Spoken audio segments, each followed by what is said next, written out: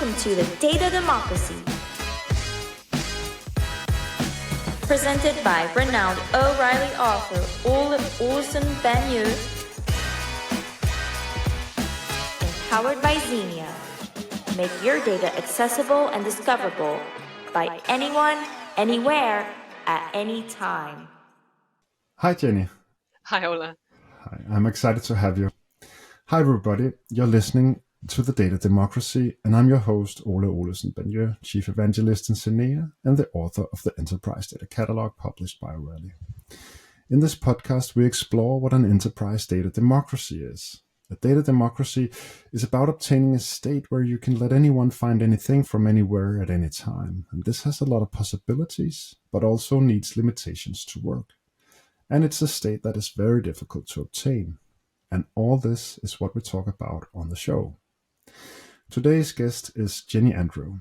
Jenny is Head of Data at the Chartered Society of Physiotherapy and DAMA UK committee member.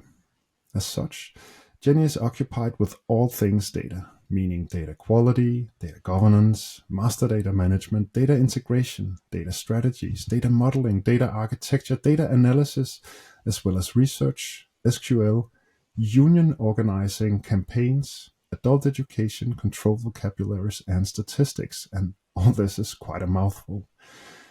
Jenny has a PhD from the University of Liverpool. Her first degree was Oceanography with chemistry, and her PhD was Physical Oceanography, gigantic global satellite sea level datasets, which is where it all starts to get interesting.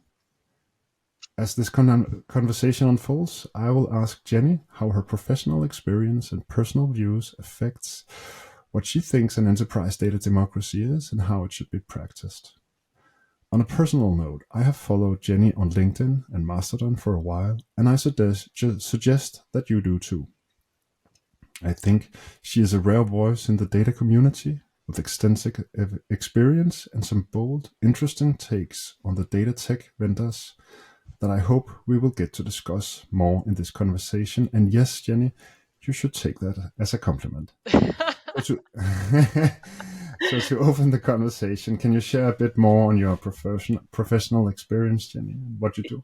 Yeah, of course. And when you read it all like that, it sounds like it is a mouthful. It's a bit of a shopping list. So I suppose let's start with a little bit of a story to go with that. The PhD in physical oceanography is as good a place as any to start. That was looking at satellite sea level data. And whether we can use that snapshot of the Earth's surface to infer what's going on in the subsurface ocean, very relevant to the state of the climate today. And I suppose it was big data before big data was big. Now, that was actually quite a typical background to take into my next stage of my career, which was working at the British Oceanographic. For those of you who don't know what the British Oceanographic Data Centre is, it's a public sector institution, really. It's the national repository for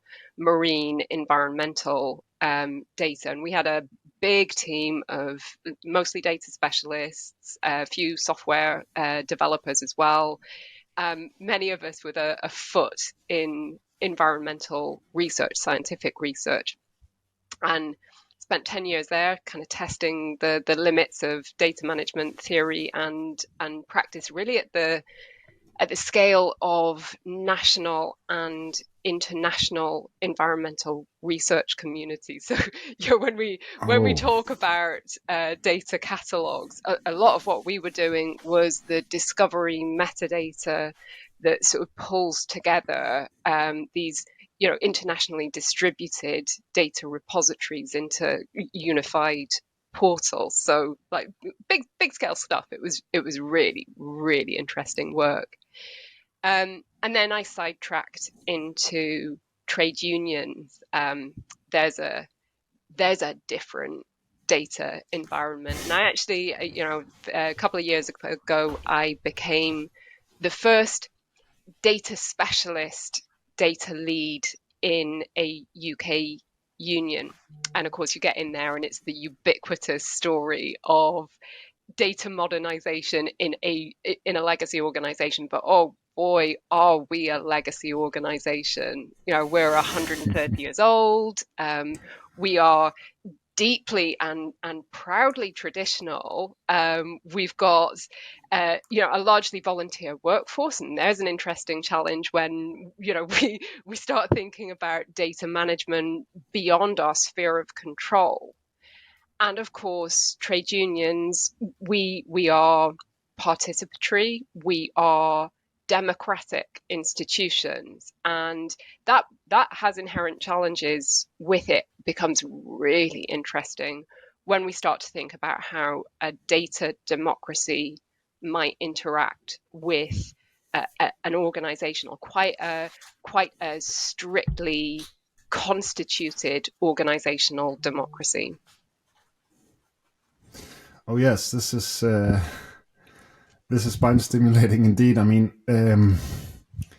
so I took a look at your resume on LinkedIn also in preparation of this conversation, and I was also struck by this change that you made from like your scientific background and the topic, the area of study in your scientific background, and then to this new role where you basically, I mean, changed the topic of study, but continued with, I don't know, the practices and the methodologies of data management. What really triggered that change? Well, I mean, to be honest with you, I've always been a trade union member. Mm-hmm. I'm a generations deep trade union member. My great granddad was a union organizer. My great granddad was a union general secretary. It's been in the family forever. And while I was working at the British Oceanographic Data Centre, I was the local union rep, and it became a real passion, very immediately rewarding. And eventually, I thought, this is something that I want to do full time. But very, very interesting time to change as well. It was just in the final run up to the implementation of GDPR. And I'd gone from a very data mature environment where, it was like, oh, GDPR coming along. It's okay because we've got everything indexed. We know exactly where all the personal data is. We can handle this. We've got the metadata to cope. Just switch the button and we're off. And then you go into a very legacy, non-data native environment where people are going, oh, we don't even know what we have. It could be anywhere. Everything's in paper records. And I became, I suppose, a bit of a bit notorious, shall we say, for agitating for data modernization across the movement. There's real interesting work to be done there. It sounds like you followed a passion and something that also runs in the family, so to say. But at the same time, it's also something that I imagine it being rather like how can you say, hard to the point even where you must have felt quite challenged by moving from such a modern setup, mature setup, Yeah. an even large scale high tech setup at the university or research environment, and into this legacy movement. I mean, or legacy reality. How did it, like? Did it affect? It's maybe a little bit off topic, but did it affect you personally? No, I've tried I something think similar. I mean, in my I career. think it's important. I think it's important to address that. I think one of the things that's very striking is going from a big, very supportive team. This network of people. I had been working alongside, decades deep veterans of, really the forefront of data management theory and practice. To all of a sudden, I'm out on my own. right? Very isolated as a data practitioner in the trade union world. What's wonderful at the moment is I was the first head of data in the UK movement. There are 3 of us now, and that's really exciting. But also, I've been, working quite hard, I would say, to find, connections outside the trade union movement as well. Those people who I can bounce ideas off, say, like, am I bonkers? Is this going to work? So that I've got somebody to check against. And there are great examples of that. It's one of the things that's useful in LinkedIn. It's one of the reasons I'm active on LinkedIn is to make those connections across industries. It's one of the reasons that I'm active in DAMA UK in my professional body, so that I have that network of people who can sanity check my ideas.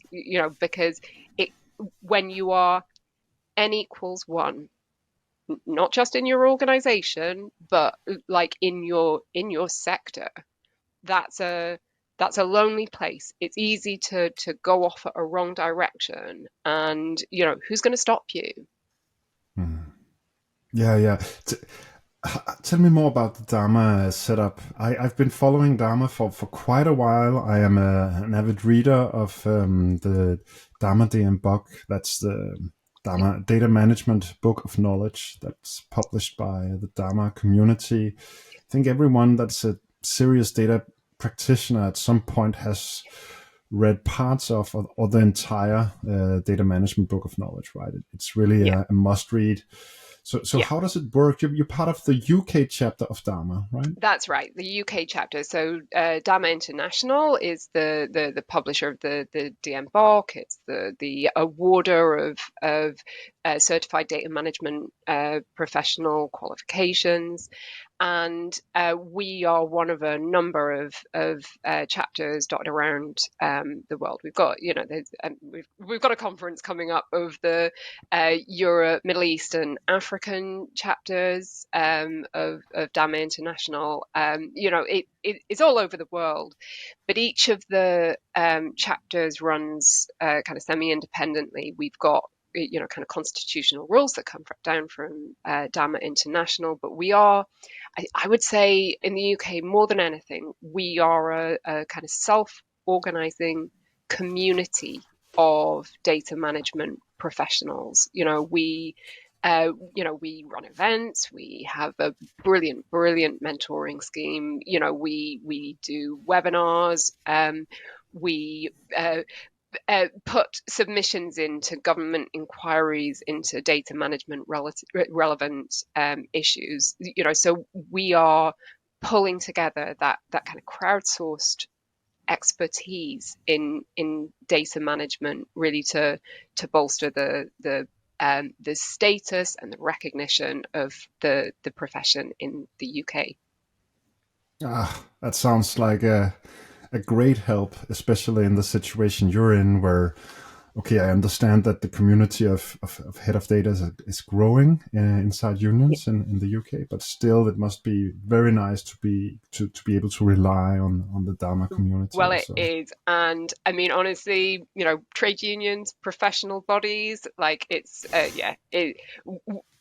what kind of trade unionist would I be if I wasn't actually engaged with that professional community myself?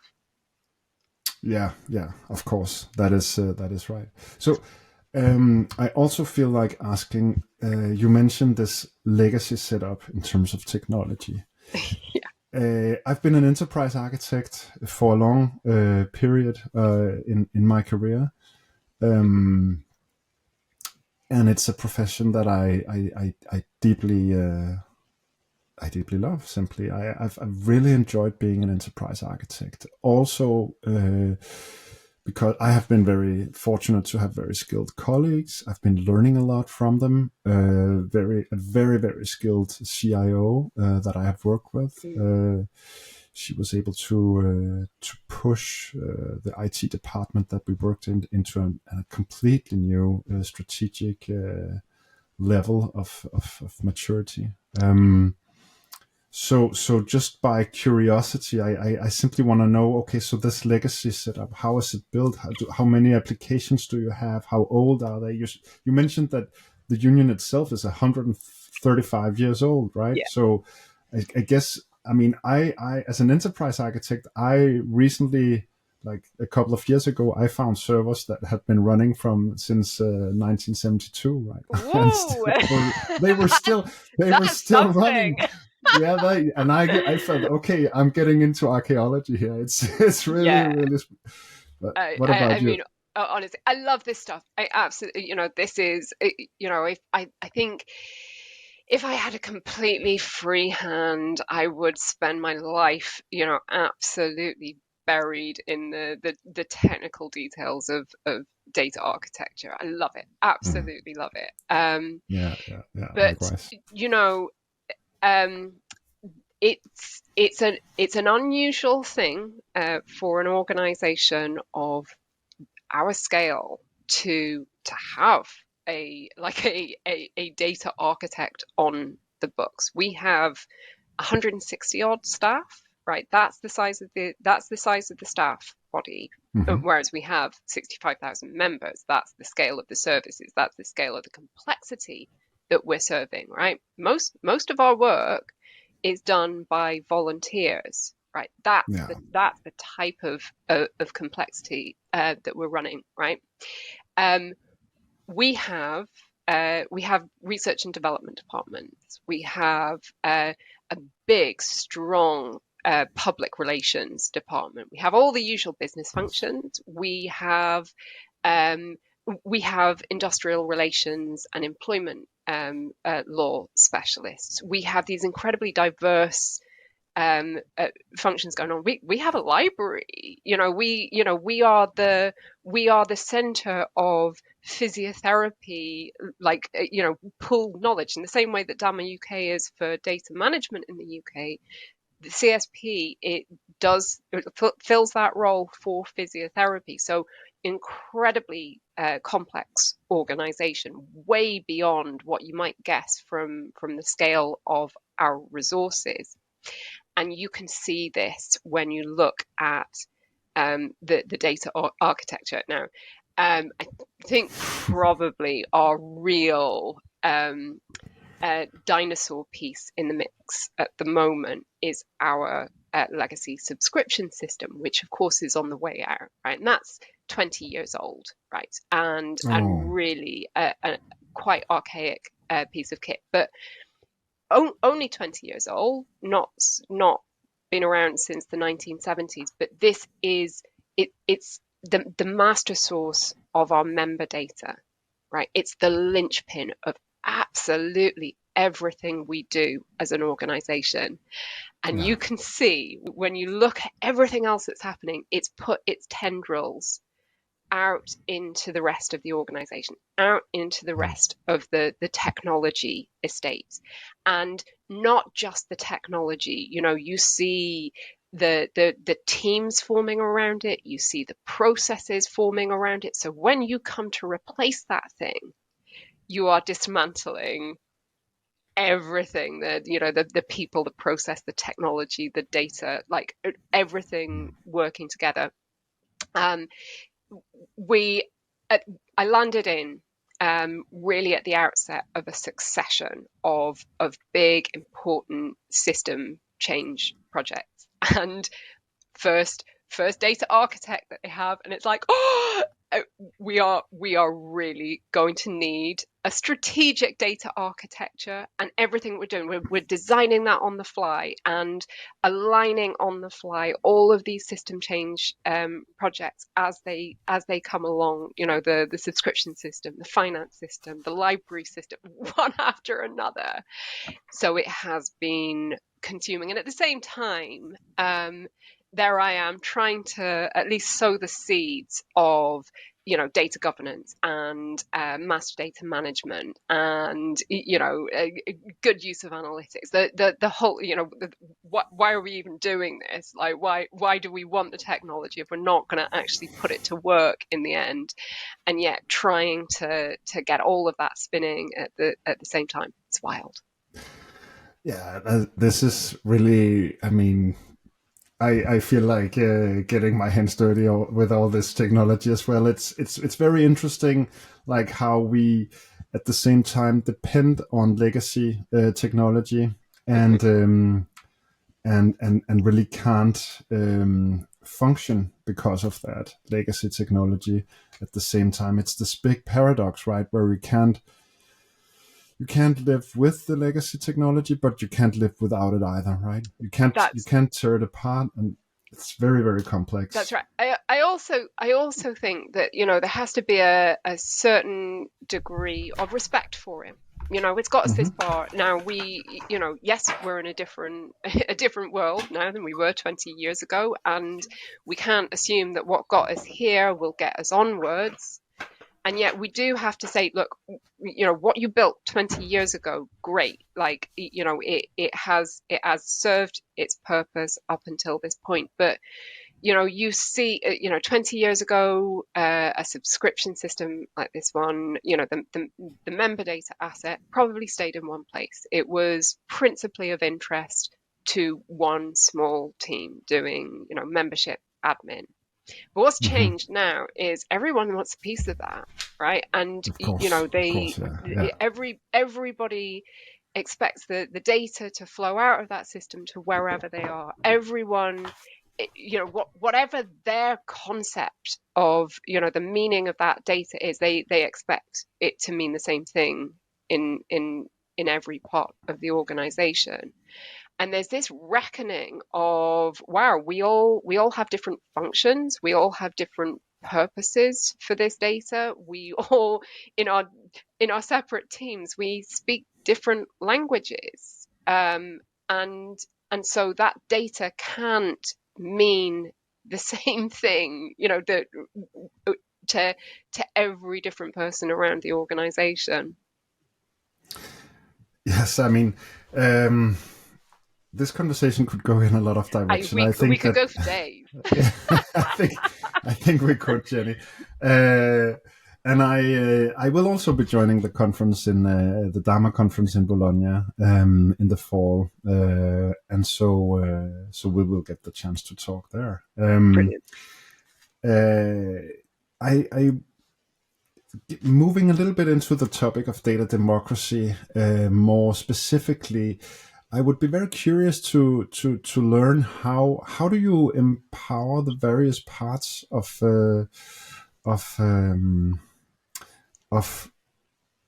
the various departments in your organization, and also the members, just the Yeah. members. How do you actually provide them with the data they need? How do they do you Are they capable of working with data themselves in the way that they want? What are the obstacles? What possibilities do you see? How do you try to democratize data in your organization? This is so interesting. I could go for days on just this one subject. But actually, when I look around, my colleagues, there are so many of them doing really, really good work, really good role-related work with data.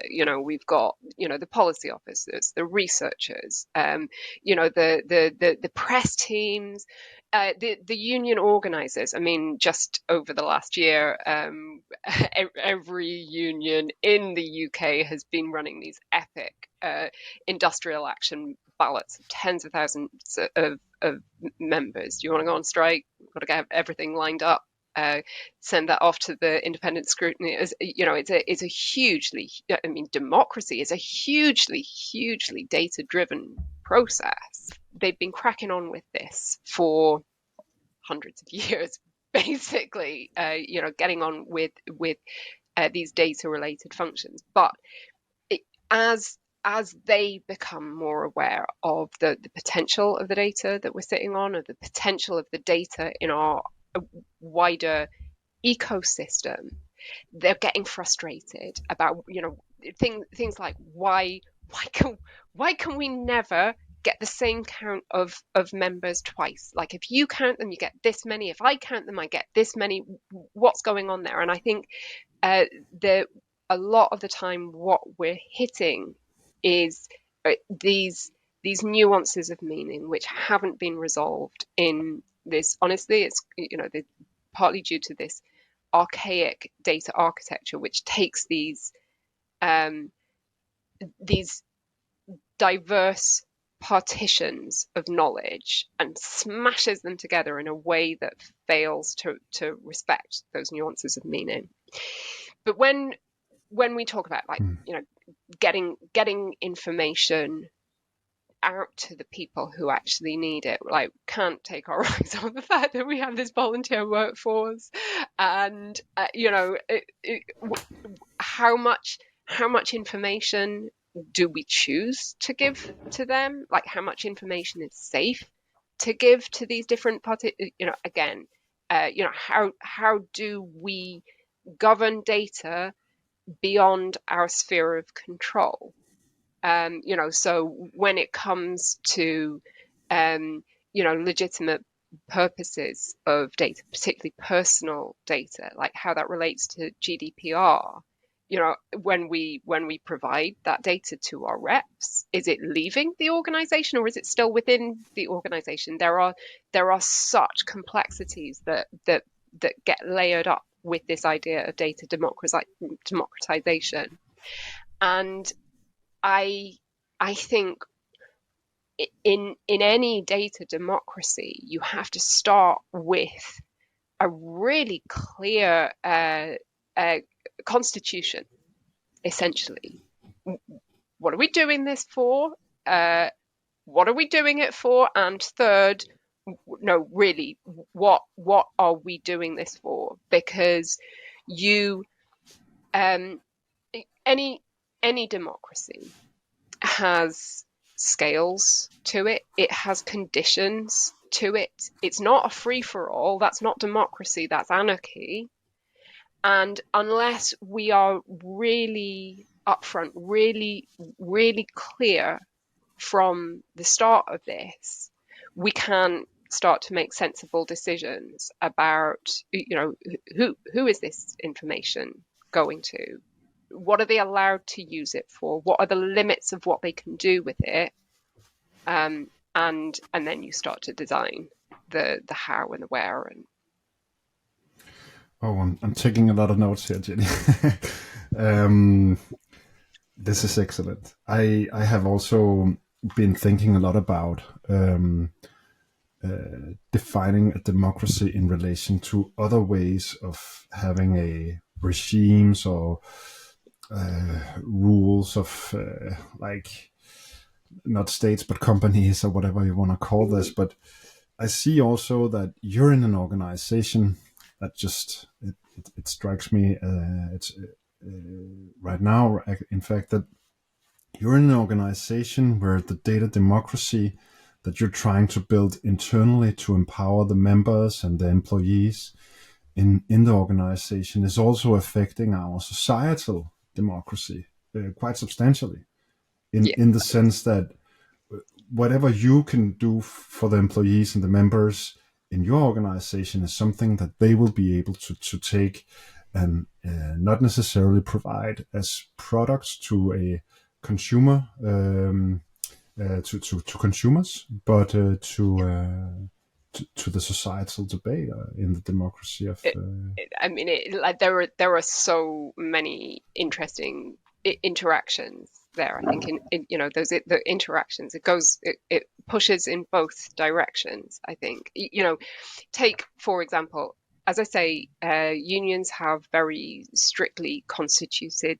democracies already, right? The decision making structures of unions, like layered. Yes, of course. That's honestly, also, that varies. I think there's a sort of naive assumption that a democracy is one thing, right? There's one way to do democracy.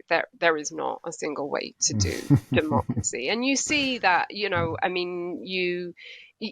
When you look around the world, different democracies have different conditions. Some of us have one elected parliament and an unelected upper house. Some countries have two elected houses. We have regional democracies, like we vote for our local council representatives. You have those constituencies of democracy. So the kind of fractal nature of democracy there, which says who has a right to participate in these different things. We have conditions on who is allowed to participate in democracies, and there's an assumption of eligibility, and there's an assumption of ineligibility. So, for example, like when we're born, there's an assumption of ineligibility until we reach voting age, right? And then people are allowed to vote. Yes. Or, in some countries, like you start being allowed to vote if you commit certain crimes, you're no longer allowed. So, it flips in that way. And all of these are possibilities within a data democracy as well. For example, for our union reps, they have a constituency of members that they represent.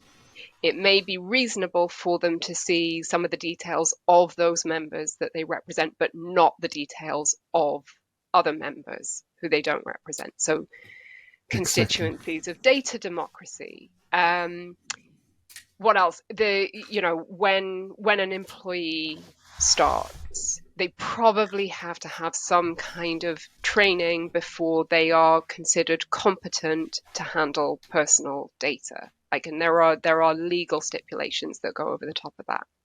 In a democratic organization, we have decisions which are absolutely defined as the right of our elected national executive committee.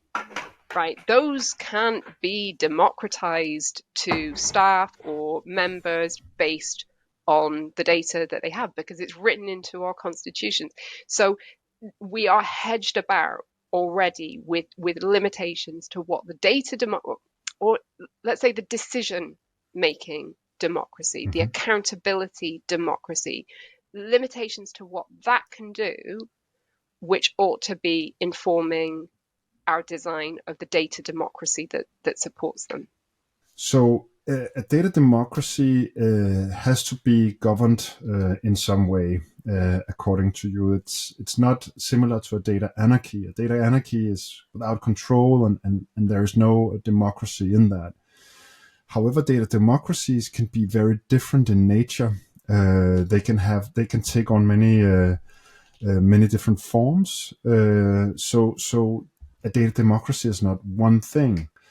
There is a certain consideration to have about eligibility and ineligibility in a data democracy, and that can be translated into who can do what with what kind of data. Not everyone is supposed to be able to do everything with any kind of data. That was takeaways from the data democracy.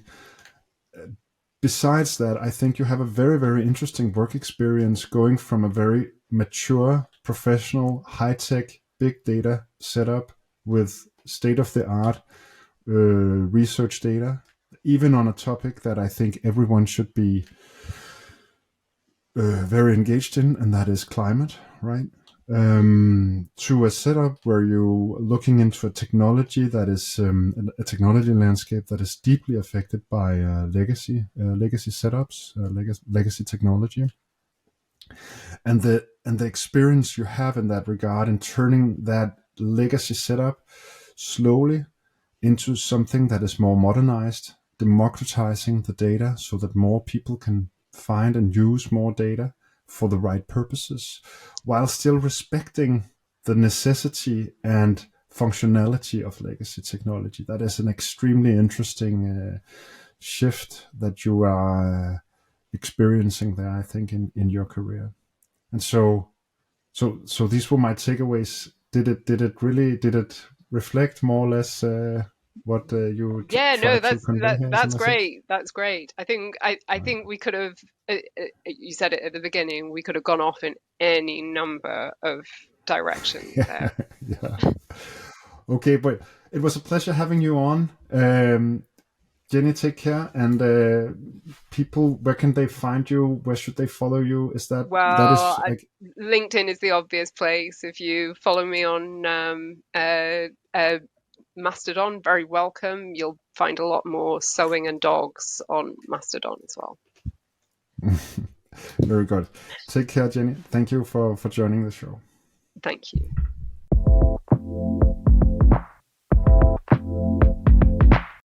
Hey, this is Ole. I'm back with some takeaways following my conversation with Jenny Andrew, Head of Data at the Chartered Society of Physiotherapy. So, thank you for listening in. These are the takeaways from our conversation. As a data leader, you should focus very much on building a network. If you are alone or only with a little group of colleagues doing data management in an organization, you should really focus on building a network outside of your organization. Get to know people that work in other organizations with similar tasks in data management. Second, you should read the DAMA DM book. That is short for Data Management Book of Knowledge. It's published by Data Management International, DAMA International, and it is a little bit of a Bible for data managers. It's a book that a lot of practitioners know, and it provides a language to understand many of the problems at hand when you work with data management. So read that one, check out the references in it, and continue reading from that point on. And finally, as a data leader, you should build an architecture roadmap. Jenny was very clear in pointing out that you should strike a fine balance between wanting to move away from legacy technology and implementing new technology at a reasonable pace, not going too fast in that direction either. So build an architecture roadmap. That is very important for you as a data leader. And the takeaways for the data democracy dimension of the talk. First of all, Jenny proposed that we should consider data constitutions, data democratic constitutions in our companies, our organizations. I wholeheartedly agree in that. And so the second takeaway is, okay, what should these constitutions look like? You have rights, but you also have duties in a democracy. And likewise, such a constitution should stipulate what are your data duties and what are your data rights. Jenny talked about eligibility and ineligibility in that regard, really pinpointing the fact that people can do certain things with certain kind of data, but not everything with all kind of data. And so the final takeaway is about data governance. Data governance is the practical way that you enforce or build a data democracy. So you should take great care of your data governance function and build it as democratically as you possibly can. Okay, this was the takeaways from the first episode. Stay tuned for more. Talk soon. Bye bye.